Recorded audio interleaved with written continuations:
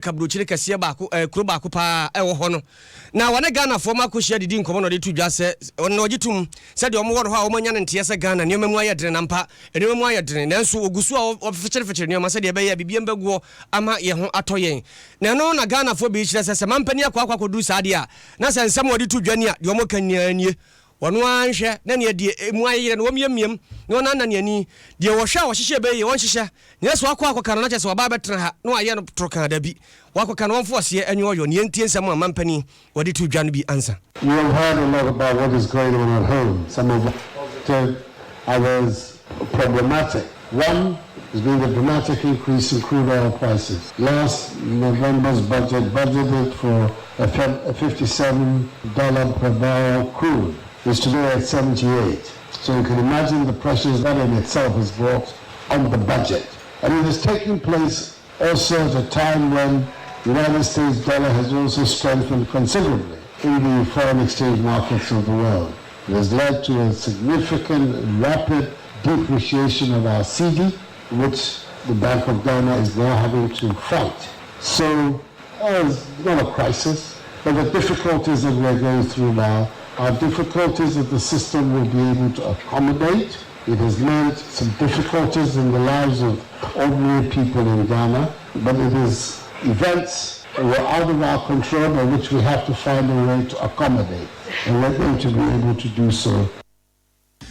Ghana mampani nana adodanko Akufo-Addo wachima piesie bema boada ne na otiye no na semi na Ghana fo ma wofie se yo de wakotra wakana na waka yate de waka ifose ayi wojo esanse Ghana sabre se wo ye adwuma enwema mu ed ne yie a che se bibie na fo enti so wa hunu bi se mu ayedre de a kwan abefa so mbaguo no hyehye memu I'm free Frankfurt, Germany, but to Obama and Adom. But a corporate mania too much. In fact, with the container bar, but duty are almost Jimmy. Idea be say na yes so easy. But ye the dafom because ye niema akoso with the previous government. Inti say or mampanyin so what to niema. Yeah, no. But only say after 4 years so na still near Tianete dia. Na just say almost no near the previous government ye inti anu to ye omo fi ho no. No san so ne omo so ye de be kire wo mo. Enka wo hu be kire wa na ka wo nya adwuma. O mampanyin no ye gini di pa. Na ye to abama no. But won hwi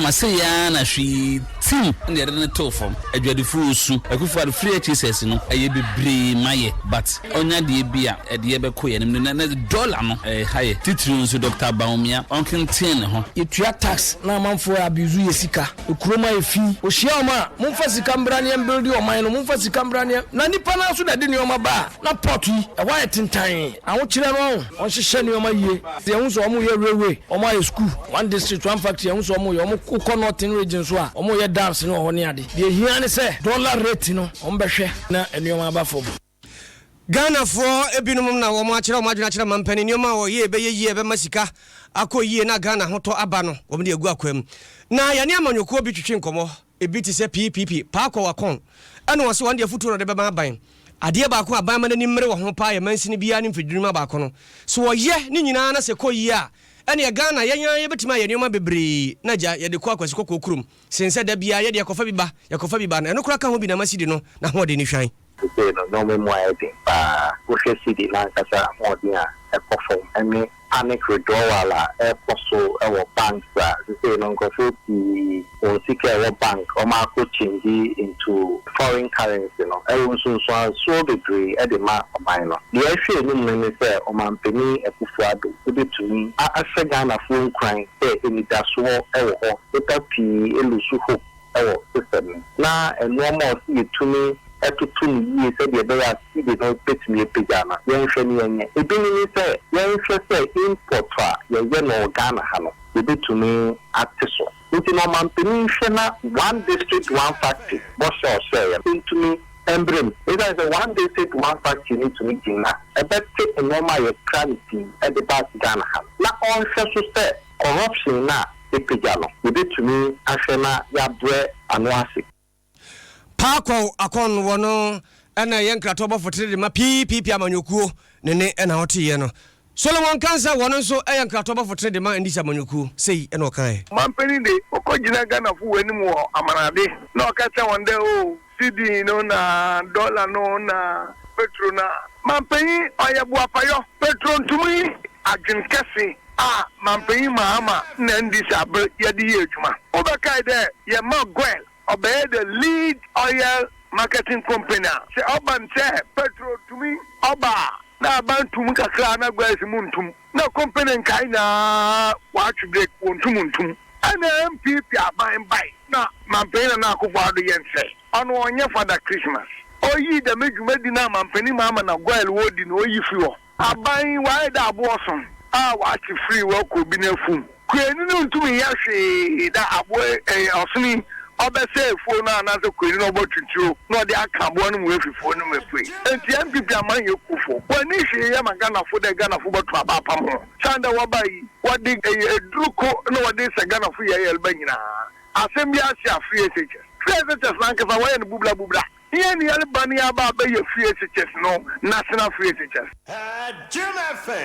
so one cancer wono enkratoba for trade ma NDC amanyuku ne na otiye no ya tu Kasiebo no so ana ye wo amamwo ene omansi kasam tutue kroye emu na no ena kane mampani John Ajekum Kufo ede afutuo ama na rado dan Kufo ado ene ni MPP abano se amamwo a wode abrega na fo no esese wo ma won mu ani eda ho no mu eyie ni nyina no ede se sikane bosia hodo ayekbo efri amonone no aba no ede nani ebeto fam krogin se de be ya enema bi enkonkoto echiwom efise bibi etoche a dama ebetumi aha Ghana fo papa omampani Kufo ejina eye dollar eye bosia enti ase apan bi a Ghana ban ene China dbako bi a friend se Sinohydro ekwa wo friend say master project support agreement na no ena omampani dada je Kufo echiremu se wohwe entotue ene entiase apan nkrata no mu a sede emu chese etie no saban yi amnani anda ho no mu a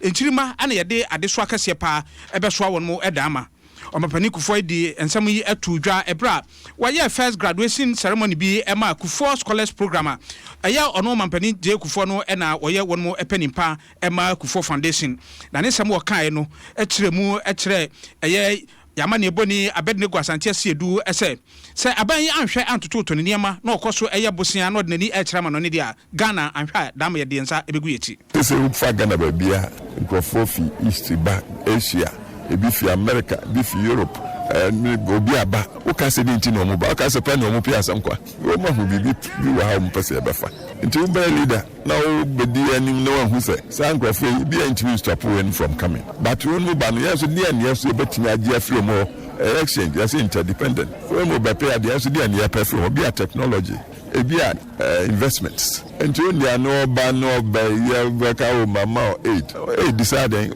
na also hwehwe de kura pe ho o pay do yes so near perfume honi then we learn to negotiate well until we benya bibia yes we benya bibi before you know no na Ghanaians yes we are sorry we stand shoulder to shoulder with the rest because your point globalization area me nyina ti we aso no bia ahoton na dem so far no be fako ya ti gold so ba no de peanuts bia jai na dudo na de ko for instance I hear say one man, me personal body for make fans of the past 100 years. Gold the power value of matching fi Ghana the akon Gold Coast Ghana. It's over $200 billion. $200 billion.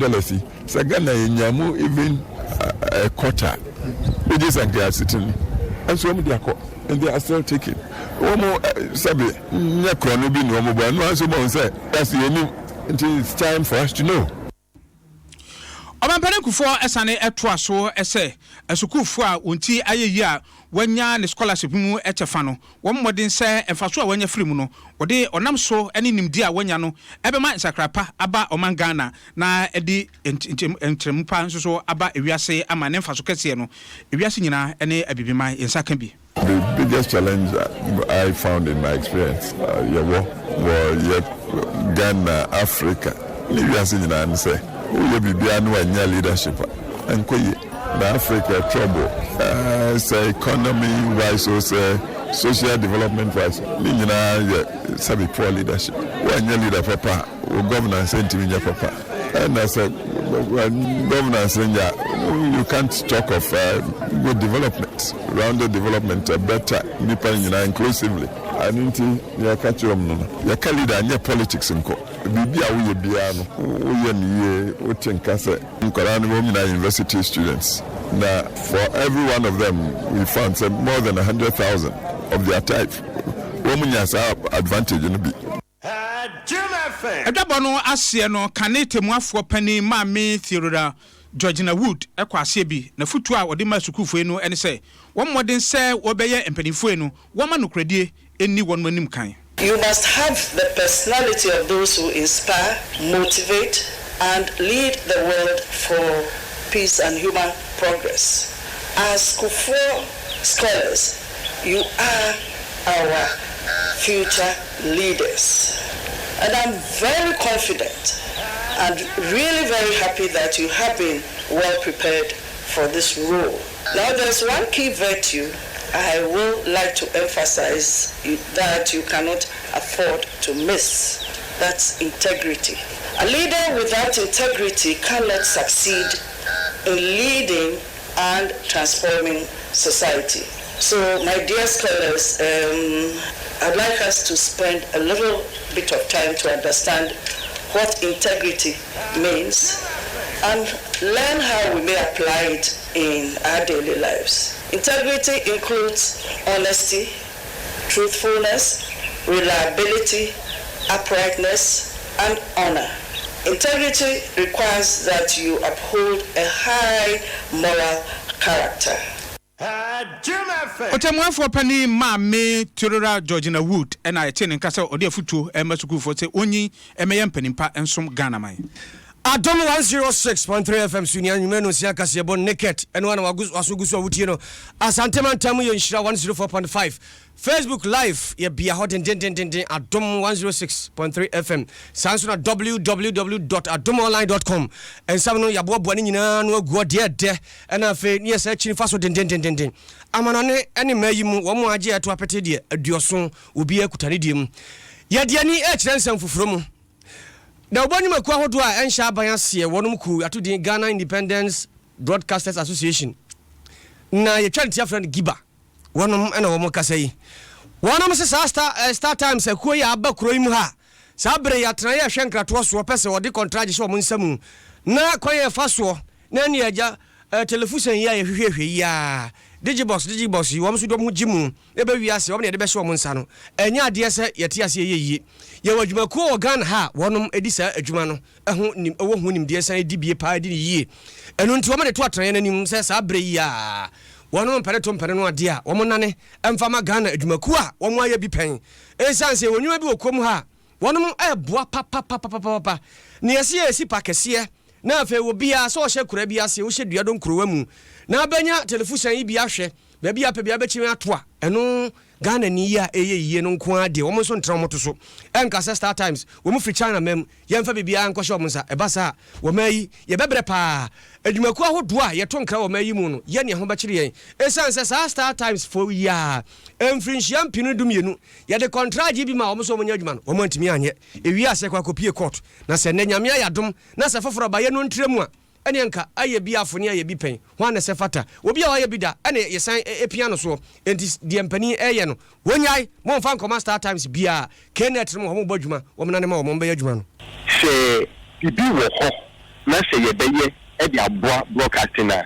ye be pese Ghana ni e de beye se ni din di Kenneth se ni din di Pnet se ni din di Qnet ya ye ne se o ye Ghana ni a obetuna ye se adwuma no. And in this specific circumstances so no mo pese Ghana ni na eye DTT expansion project no yes e say ye sha ase no China for no bi so mu no wo mu di ye hwamo okay wo mu tumi anya dwuma no se ni esi pe no ye wo chire ye no ye fe ya no mo ba no ya no a ye ne ka ye nkurum kata e ne bi so ya sene ono wo chire ye se mo fa ha wo bi ye sika e dia ye se dwuma ye ye susu pa se eba ni yansemu eba ni nimdemu a ebroso e wo man I say ye she Ghana for enkrai ye she wo mahode ye encourage wo ye motivate wo sempa e bia wo skills e wo magene wo strength e wo no etumi tapo we develop na ku ani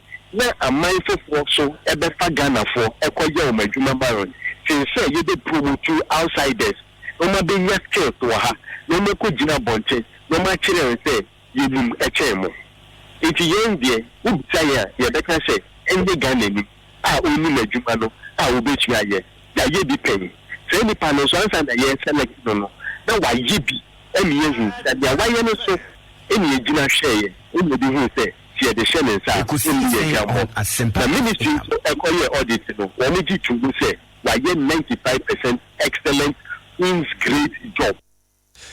Opani danso ani nkura wono ane panimpa Ghana Independent Broadcasters Association giba oda wono ma no ne na ote ya bra oni sebo nsu wono ane kosi se adwumadi na sempa so tena dwamu wono atwehwe nkomo na saa bia kro no a wopani wa mra hye mo manfo ni ngo prampram wono akro no a bedwaku ohwe nkrato so man mra hye bedwafie woka ho bi Sam George ene wo se wono de won tranto so man ko Star Times a be wiase na afi Multi TV ni akwakogu no dabi enti aban gina ya wasie nyina no ade ba ko pe no ye opese Multi TV ye Ghana for dia no ogu no Multi TV was 4.8 almost 5 million subscribers in Ghana nkwa more than DSTV was just 2 million Multi TV was 22 African countries with over 12 million subscribers and say you see your person who so man see over 20 international companies yes world class companies Ghanaian companies now what company only otuli ye bibi a what 22 African countries who person be kono ma China ni you are killing Multi TV which is a DTH platform to support Star Times. Ani auti ye Sam George wono ye mrahye badwani mo manfo woni ngo prampram na asami ba ye na OBC da bi me nyemu mienu nko anhwehwe nkomo enti soafo wono hwe nkrato so mayi mu da ubonwuma so maame esle wusu ekufu wono be twen nkomo no obisa nse maame enti mo so gina ya musie ya chinchira Star Times yi Kenneth for ye adwuma ada na mo nto asonye no se ana Kenneth ye nyi wo mo adwuma wo adwuma mo ye no mugusu a wo mo ye no kura ne san boa wo mo sabere kura de tuo bi ni ade no mutua se yahwe amamo ha wo mo ni ye pese ye ne se wo mo ye adwuma no a wo mo konkan na foforo so be kan ni apagam na chese e ba no nkratoa mu a ene da ubo mu a Ghana na chese nkankro no eno ana iyeko President SAGIP said in his term also created 20 Ghanaian companies are a bit more competing around the world, and this was a clear opportunity for government to do that. But have we abandoned that objective? In the case of Kenneth, you are. How? The contractor, the demand is one. No one has stopped them from performing that contract, and I think that is being lost in Nkomona Radio. But that's just the first phase. The contract means you can't say the first phase. So, you specific Juma only. Challenges via or buano na when it is challenges no go for can tax relief almost so ya buy no mutua customs duties on all the equipment they imported ya catch us here very fundy amawo you reimburse for more yes because mutua duties on yes that support ya dey market say ya beye and we are doing it and you know adwuma na ya dey amano no ya buano na waye now one hand it over. I'm a Ghanaian company. One manage. Yes. Now you grow both of them. When your company able to manage our platform, you be saying to be so be sour and memoir. You can say oh Ghana, yeah, company at you send your way to me.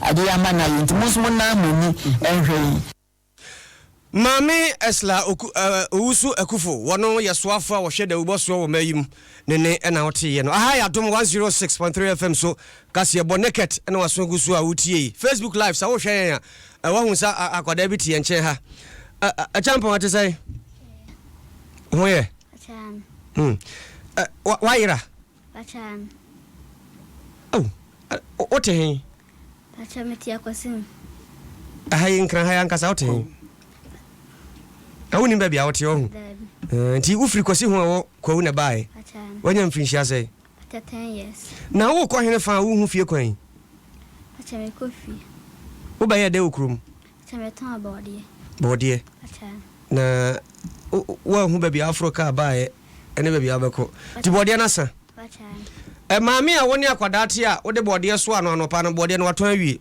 yemu akaso be hu kwan abefie ena aye adia ha kwasi maame no woni din acha ya friend say maame kwa aha maame kwa Mame kwa akwara na different kwasi ho bae no. Na ufiri fie ache, brebe na ufiri fie. Pacha na pa. No pa. Eno wachinya uhu fie kwan. Pacha. What did he? Pacha dad. Oh. Ubehu umame eno papa din. Pacha. Papa de say. Pacha jabuadi.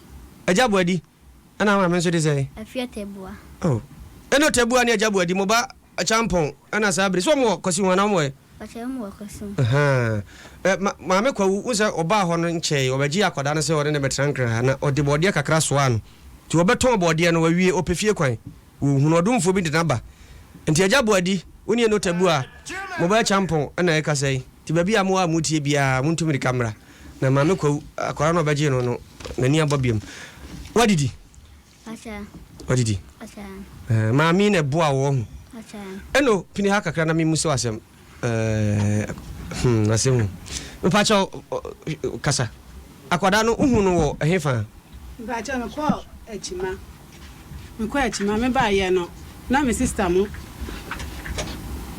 Me sister mo wo ton beans. Ene fufu wa ase ho no. Wa ase ho. Nti me ba ye no wo tito na akola ne to. Na me se dia asama na. No me so wa akola no. Wa yira na wo mo kofa no wo ka kwan no ho. Obi na de ne ba ye. Nti wo mama boy ne ba ko di na ko chim. Arabra ka kwan nyina. Oh fie kwan nti mbi se bisa ne sa na si fitia no panie. Mama ne so nkwa chi mama ansa na o medidi. Nti ya me sister mama na aduane edi. Am se ne wo mo so ne yankọ malata hosad ne yankọ hwese. Ko hwese bia. E ho na bodefo no ya mo wo pa. Wo pa nti ya fa dropi. Ya ko chi malata efa ho nyina ye hu. Ese me so de ntumi no bi ba. Sa. Na sister Sadia yamfa no mra station. Ha kwasi pini me misao. Na adena na wanko school na okoton body. But yamfa m go to school. Yamfa unko to school. Wa kwasi hona ko school. Pacha. Na ojina say.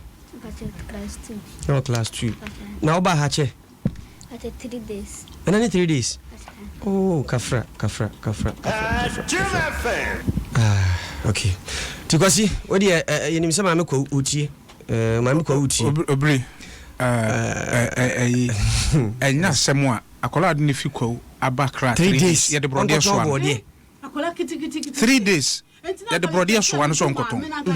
Ma me kasagum. Aka be pese me hu ma me na kasa ma be sa ne se. Say it is say ya na kasa ne pa. Anko be 2 days sa ade so awoyi aso akola awoyi se on fan kwati akola nko ahwa oye yare fo bi. Anopa udware anopa ansa na oba so beto body. Na me jana kasa me. Na ubedware eno ma ujaye. Se ene koton body en bra na oba obedware. Na oba so ma usika se bia fato duane di. Wani di nso na ode body no so awo. Ono kra na okay. Oh mama ko ade. Na me saka mama ne pa wa hu. Me jam me no ma. Eno ye fro say. Pacha from Margaretinto. Antinto. Jo. Antimagi yedase pa kwasi champon. Ti wo le twani mu hoyim se mama kwa utie. Wantie kura ajabuade ne eno tabu a wo mo kwasi hu wo mutie wo nti ombeba. Ombefre no ba befa. Why? Nti wo de bibia ne ewie ebedi nkomo. Ghana nsensem no. Rafo. Asem. Adesia bia ne emu ensem. Yantoa Kasiebo no eso na yensane enmura osu. Ehonmo na your friend said the seat of government. Osu eye brono a agidin papa efri kwasi broni ebreso ebebesi sebri. Ene ye ubo abrono ene miamia bi etise Oxford Street enmo ne ade a. Enya de a ubetumi eja honmo eda. Ahoho ne abrofo a eba omamu nsra bia no se enipa no amfa nani ankere osu ankwa hwese de honmo ti anache se ampa wa magana hanom.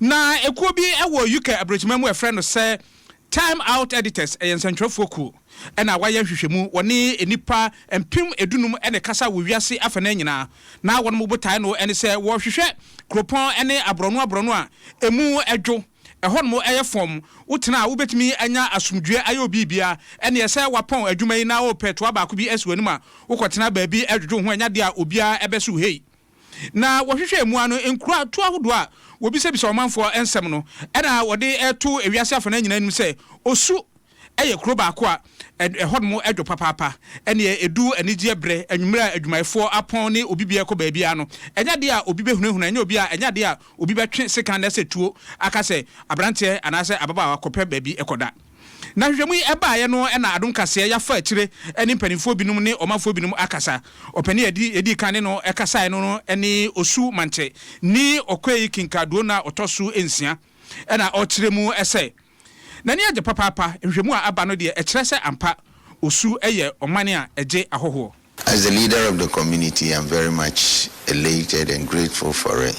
It has so many positive signs. It tells us so much that we have what it takes to become leaders. So this is something that we need not to be too much excited about it, but we need to bring our house together and position ourselves to be the number one coolest communities in the world. So I'm very much happy about it. It is time that we all change our views and the way we do things. Ni ekasa wie ya osi nani age papapa e na osa kyerem se efititete entrede osu ana age omanyi abrofo ene amampanifo nyina ene won mo atena ene ye wohwe mu ministries nim ni enwuma akase bank akase ni nyina e wo osu nanso eba empuntuo ene se yensom nananom a se enwuma nyina atwa nananom agya. You mentioned that Osu has been the sift of government. We've accommodated the government for all this while. What has been the benefit? I, as a traditional leader and ruler, I would say that not much, because if really we appreciate and believe that we've been able to accommodate the government, people, businesses from all walks of life, at least that recognition, that respect has to come to this too. It shouldn't be only verbal respect, but it has to come with the goodies too as well, because if the government appreciates that Osu has accommodated it, at least there have to be some protocol directives that has to be given to the palace every month, just as it's being done to other personalities in high positions. Yasane etwa so efa Osu Montene so yebowura mu a efa Presby hono a eba besi mu e Oxford Street ene miamia bi na emrante ne mabawa ebinum ejo ani ebidi agro ebinum onum nyuma so ene oni ye no ndi nkomo na ebisa nse ampani ampa Osu eye ba bi ahoto asomdwe ene se obenya anigye aye wadwuma no etia na to the small London chale obi o free Kumasi free Takwa Ufri Kenya, Ufri Nigeria. Most of the Nigerians see omo free Nigeria po. Omo free Nigeria no mo bagana no. Osu eno mo town no mo pepa. Ento osu dey any size. Enye nwa wa ye discount wa. Ubeye adwuma wonu wa na obe discount wa. No crepa bia ni ho. Castle me ba ha no. Ena Presbyterian sponsor be start wo ha nti ema osofo angasa no munya that type of training nti de ahobrase ene adwumaden de osofo yes ahanum no basabasa bianti member ena due to it is like panifo no try happen ena Oxford Street no aha to me da odi nti osuha in particularly bibiati me koso kama. Hey, friend chili, and eja omuti mi chili papa to the day break. This a holiday biamba. Holiday nya ye mistake in the bape no. Ama 40 miss se krono pa insano. Omo fa no kwa. Eyesa na bi ani Guinness nya short wo osuaya. Even crown homo wo ombe ya no. Me say trailer bi be si or be trailer oh, and do 2 days. Ene ope baby ajiwani ede a na odwani akere Osu ne ho na obehu selling ankasa no si trailer bi besi ho na bie 3 days na se ni nyina asa ei Osu ede Osufo amutie ye Facebook live fa wadwenkyere ne koto eye no kura se Osu ede pa achen baby a ye bekenkan dia ma na we free Frank Lai ho wo se oh message na so edit opoku o si US no di free ba afrede jikum se ewura ho pa asa kwara ketu ase na ma me otimi ahye bode e de atoa no enya de pa enesi na sam on de wo su kura asa kwada wanya mfrinhia du adai na maame no eyesa wanya de Otis Kwame Daako o se Manchester na wo hwe efiri Edith Opoku o se Ghana pa kwara mfie shadu yetimi de bode so na Ghana no Ebenezer Mpofo se Nyankopon hu yemobo edin Mickey AGH o se nyamia ni we yakokobo pa ema wo mo a prene kankan ya na wonom edimu tintima na enche Nyankopon hwe omu nyina de ebesi no ebesi we so efiri Steven Awuku kwa o se Krista wo hu se obi fire ma Grace o se clear South Africa na wo hwe free second was a mampany abedi achiri aso waye slow won Kenya no zanse ntu abobere mu no na ojana na so pa zabre die asenioma eyi enko fast de nana opako osi ntimunim amunim Ghana amunim oh debi Ghana de oso hu de ekobia ani nyina no eyade a entwaye jese o me yetimu a Frank Lai was say on the all can say adai mampany adai 2020 ebo yo odi agina ho Mary one was say so people there o mo rocking rough any a chilling there ye chile papa ampa Desidera was me tie mu na mu na birthday mu wishim happy birthday Desidera kwam yakachiro Eric Apia say amami pa denti na otu sa na mo no trimodin sembe no yankwa yanim ye de ani e kire FDA for akachiro o mo pra no na Ghana ekuo ba ko a wonom ehwe Yoma kom ho bomu se enu a efiri kwasikoko krom ebeduru mayi mu ne ye na ha nyina yenom oye ho adwuma pharmaceutical companies wonom se sise ye nche enu no wombeto ne buomu efiri wo ha mu chichemu edumie no kopem bese edunum sanse FDA fo na akofa aba to mo atumu akwakodu ba bia dure so wom so anyina na so ampagyam ebe hadwene panimpa wono eda wonom ano ye Anthony K Ameka eno de atudwa se sesei wodu ani kirechire mu akwakoye se bibrem ha de Ghana ha de o jai enu no ne boarding papa so de abedure ho to yaje wo setie ne se bi inspection outside o se any dollars no yaje na apo akese pim aduonu dollars ena utua wabeduru hande yaje won no na so du ani kire lata mamu a omo mben ye hwe ya no we kra de sidia hanso aduonum pe $750 just wo fam se wo yi se bibrem ha Ghana no boarding a wodu ani kire kwasikoko krom ne wiase afana nyina Ghana ene tosumienu a ebo no ewo soro enu nti wo ka e de a kire mpanimfo se FDA se mutie de amumie mu asum se mo anhwe na mo anhwan so amafom a enu na ba mai mu ye tobi no ma ayafo e kwa ayegie no ebo no omuso be pejam se matro ne ma no efri amanane ke ma me 90 days credit asana me the product no aba when me the bank give 90 days to see me tuaka. But this is the situation of supply no so hospitals now. It takes almost 11 months as a hospital to metuya any child to metuya hospitals can some use metuya meka. And to say me suppliers no young blacklisting me company no. Then we say some cover this year at the rate of 28%. So see your dollar rate and your interest rate. We have inflation. You say no. And then my boy and Kosovo. It's even say maybe say I government now and to the year. It will do there, no. And then my boy is Kosovo, especially the rate of medicines by 12% or 15%. Penny out here in Kenya, your friend Aja Anthony K Ameka, one on Mpanimfua, one year no frahu juma. Di frama no ne ba ha ene ho krone ba nyina ogina mu dendende wo mka bomuku ene wa kire mu se mpani ahwe ne mayi nduro no bo be kosoro na panimpa wo no so ekasa edema adwumaku ahwe nuane ne nduro so FDA opani James Lati ede atodwa se de wo maka no wo mo ate na wa kire se ntia wo so apagema kodu se sanse ade no so anye ne yiye na koye foda wani betie no boni be ba mayi mu no ubenu ho focus say your fees are your charging it draws too much. I say you share nyama e charges no. In the first place, mommy explain the bima say charges not your charging and yet FD na share so charges. It's something that was approved by parliament and here you see FD is a profit making organization and the charges are not charges to make us make profit, no, but charges to make sure say we live within our mandate of protecting public health and safety.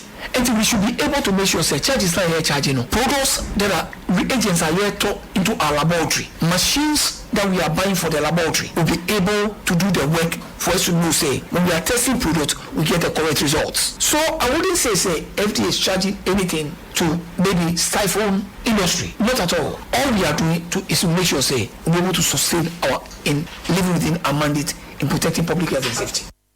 James Latte Kasamafu, FDA, and out here now. Vodafone semen kancho se don't come in obo. Mfinshia du ni TBBI don't come mpeswadu oton kra mpeswadu ne bete wo o browse wa bando na o browse mpeswadu ana wo mpeswadu kra chi utimi manipadu wa card na o scratch ya obo number na oso no nipa mi no mo so be ya benya du mpredu kra ni nyina kwa akoye se ekikimi no bi na wo mpewe na pede hin wo dia ne se o bebo number yi 135 na wa subscribe ya no mfinshia ayedi ye ne wa Vodafone or say future is exciting to so why ready ana Total Trustee Club and no a taxi for a femo muchi trotro wa what if you did it time for so at the ponko anami and san atakambu pragiani nyina woka hu bi fa ho be hwem na mwa wo de ho hwem aye newsika wo de ane se wo kwa akoto femo na wo du total no age card na de t-shirt account sticker nie ya twere odi anu no aba be ka ho bibia da na kwam kama eboa wo esanse wo mo ne pa de ma hyenkafo unim se ope bia atofa mo papa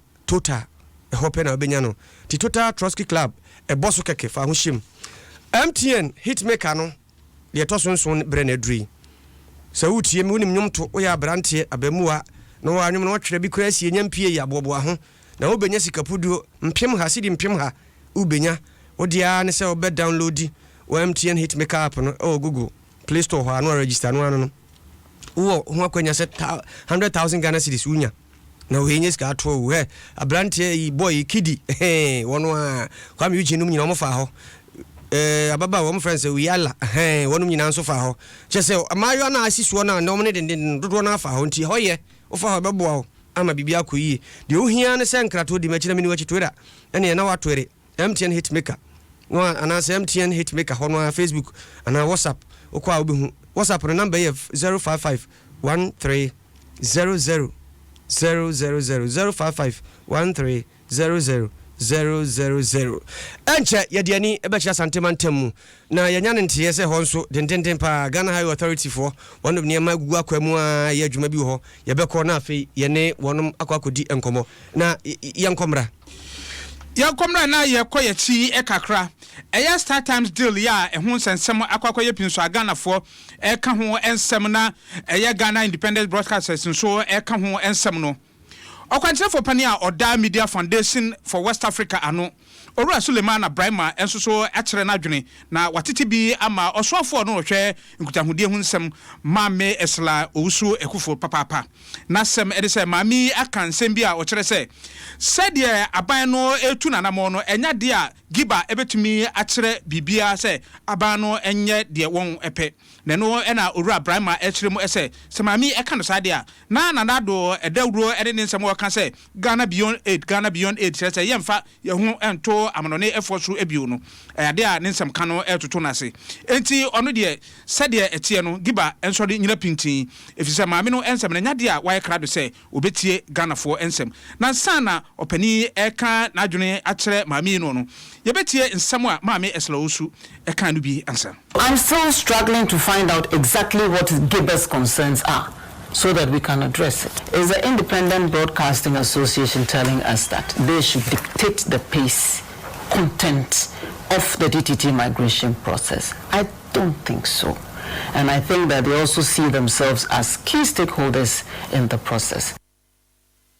Owura Suleiman Abrahima Echremu ese osre abanu ebebre se abrofo anasa ahoho de niema eba manmu na oyi eto afiri won mo enioma wode ba no so dia ne behia se Ghana fonso kofa ne mefra brochire no de ba beye adwuma ewo manmu a won mo eto eda so no so no aban enhwe na onwene hu ebio amini mi se ni agimba de ba abonte no pese se eye na ye be kire se aban munye ni sei ana munye ni sei gimba kra de busu ni mienu o ma tro letters akoma ministry no oh digital migration in se bi aye titi se ni sei mo betini a kire mu acknowledgement kra wo munya ene nkempese wo maka se wo manya anuye ni Meanwhile, this is an industry player. Only a Muslim China. Any ye, na fe de kodru baby say China for say you sika e dey bentidia. And you Ghana for no mu win here bi mana. 4 times a private company and your China buying in Namibia. And it is a Ghana buying extra 4 times contract. Not China buying e dey no abegim say any no cry no more eba. Na dey dey bia ne say China buying the person much say company bi fi wo mo man mu. No mu di djuma wo ba bia. E fatasa wo mu de wo ma ho den e pass our company no chi. Na adenti na we Ghana dey. Aye ka Ghana beyond aid ni ade. Na ye company a wo mu ti eye infrastructure China for no buy wo mo ntini anye. Na akoba me say what ye expand ni ade a. Na ye dey yen ta wo mo chi.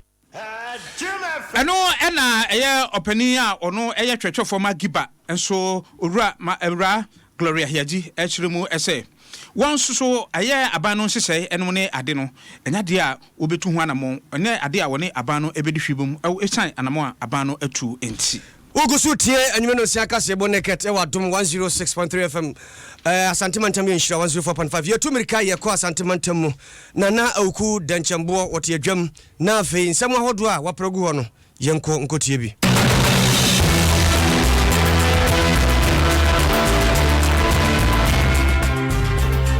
Nana Awuku Danchembo oya krado asom na afei Ghana Highway Authority adwuma wonom eye ene nhyehyɛ a waye ne nyinaa atiefo aye krado wonom so etio adwuma wonom eye ene nhyehyɛ a waye ne nyinaa wonom so etio Dema ba masom papa ahaye nhyira 104.5 Adom anafe so na sempa enyimeno nsia kan Kasiebo na busuafo masugusu amuti na Santimantem crossover nenei oba Asantimantem yesise de Ghana Highway Authority for mani abrepa efise wama bon contemporary one sesisi an sani amanfo AC for mon sase no ekwan no homiamia hudo pi a yegegya to senka dupam pansuo bi anase emre bi baba ye betreta kwan no mu amietimi ayama no ayakra behwe no amanfo de adane adansie ene ubepiem o me be tse bu akwa ne tano so ne mpotem a akwan no masisi dadia ba ho saa eno ene mpanfo atu ho anamo ede omani ko twawe se o me santem akwa akwa ho sisi ade aboro so entoma sha se marke den hudo piem be bu agu ho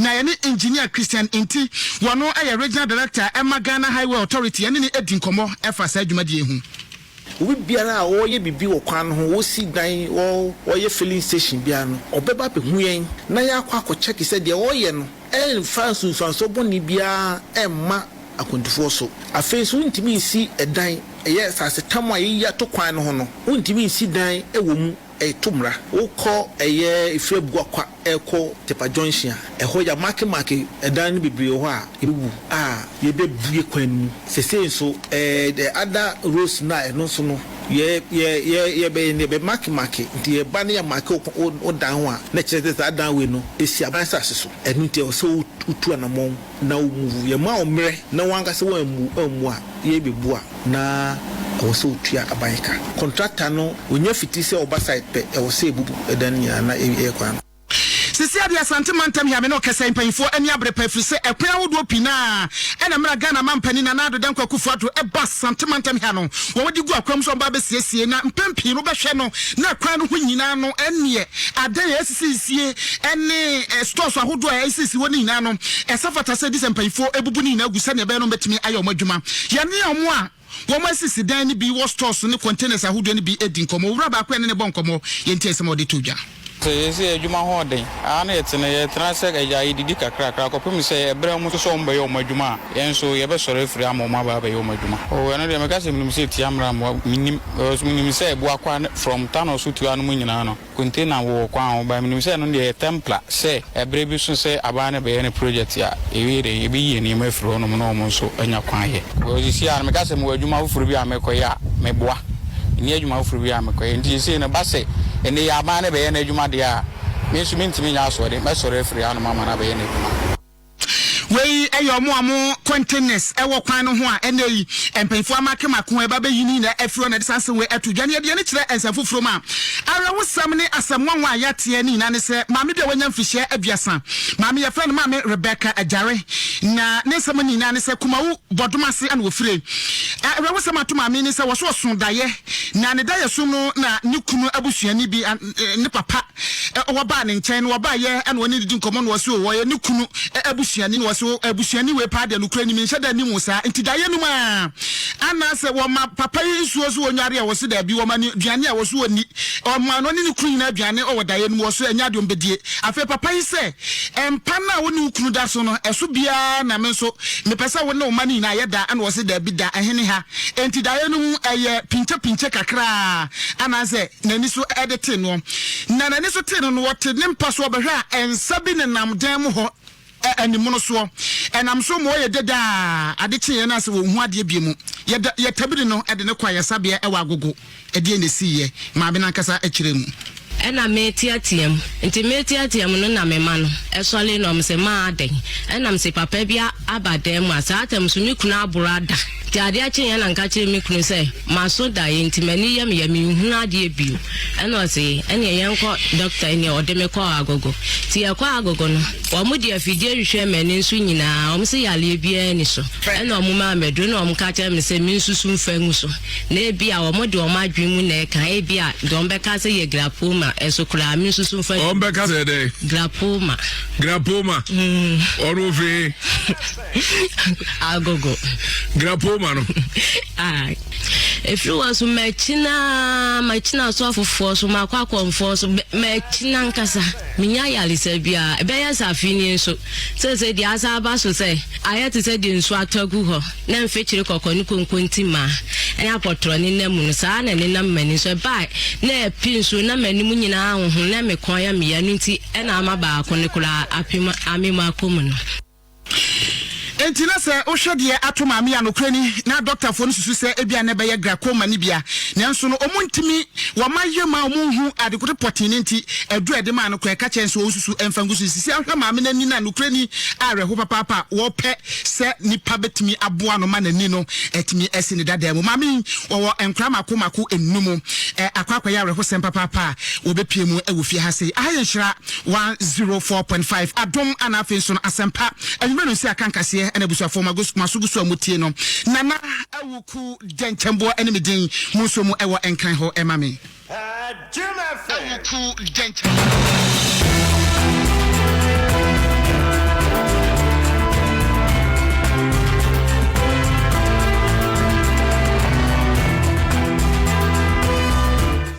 Nana awuku denchembo yadasi yasom ewo Adom 106.3 FM Kasiebo Naket so na Nokia 4 one of the Android phone aba sisi eno ene woso phone kama pa emu da ho odi twa picture efe papa etimi twa size bia bi kama bibia jejina en pebito enne beboa wo kwa fs edro esa yensuo eboa ema immune system ne nya hodene yade bia wo mogya mu no ebeko atie na afi wagina wona so ama bibia kama Grace Homeopathy Clinic ya sabia kodru ho a omo yade papa isan se yade bia ekoye no ensa ma biom omunya botre doctor fo no so abotre be hwew numu gya numu a okoya na yaso mo gya na hwene yade na yade edru account Grace Homeopathy Clinic no kona ko hwe ho yade ho Kingdom Ginseng Power Capsules eno na mema wono no mo eboa wona na ne srade ni nyina na afadwuma bia wo ye no watimi agina wona so aye ni yie ebasa eboa emafia somdwe ba ene e opa abo kora wo mpa so a watimi apai kama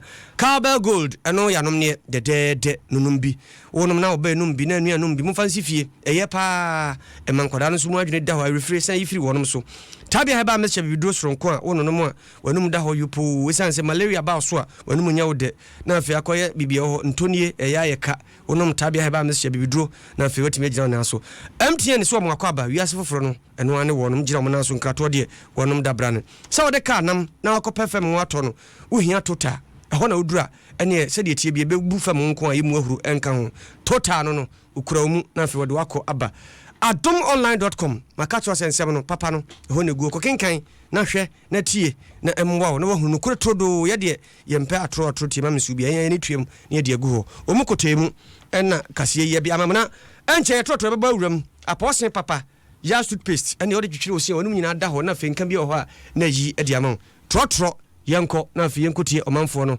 adwenkyere ewo trotrum ye bo modern se yensa beka Yakubu na afi watum ade amaye yese ehyen no emse atwena sim wantimi anu ho eno nti yebeko voice of the day MTN dabi we Vodafone call da cheni genti ena Voda aba call unim se Vodafone omanya mfinhia du na omo to akyɛdeɛ bebre no a de mane enti wo so fa hobo voda na akyɛdeɛ wo so nya bi na deɛ de wo mu ne sɛ wo to kɔ no nyina wani bɛte no anya empem aduonu 2000 Ghana cedis utimi di 2000 utimi di 1000 3000 20000 kyese Vodafone deɛ sa ba no se yento akradeɛ deɛ oh wo mo agye bia aboso enkran so mu gyina mu na so sibi men women capsules ye duru a mema ne mma nyina nom sibi men no eboa be mama odwen so a watimi adwen so yi ama ho tɔw abra a odwen so na be manu apa mienu afi ho ne mu keka wo ya sho katita onu ma be jai na fe kuro wo mu nyina awu na obema no aye bema mu sibi men capsules so ye ma no de oba bi ho be hwe na se keka no ne oti nipam nim guase afi wo be hwe na nsuo bi fifi wo banka wo akoye nsem bebreu nonom sibi men capsules so no no ebe boa wo amoa e kama wonom na se voice of the day yen family yen voice of the day no ene aha ene ye fa no. What's the full meaning of IGP? IGP, Inspector General of Police. What's the full meaning of IGP? IDP. IGP. IGP, International Ghana Property. What's the full meaning of IGP? The full meaning of IGP. IGP. Okay, the full meaning of IGP is something like big.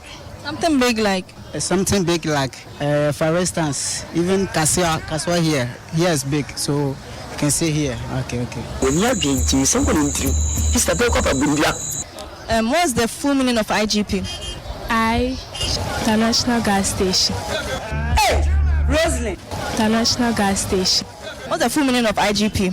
IGP, International Ghana Post.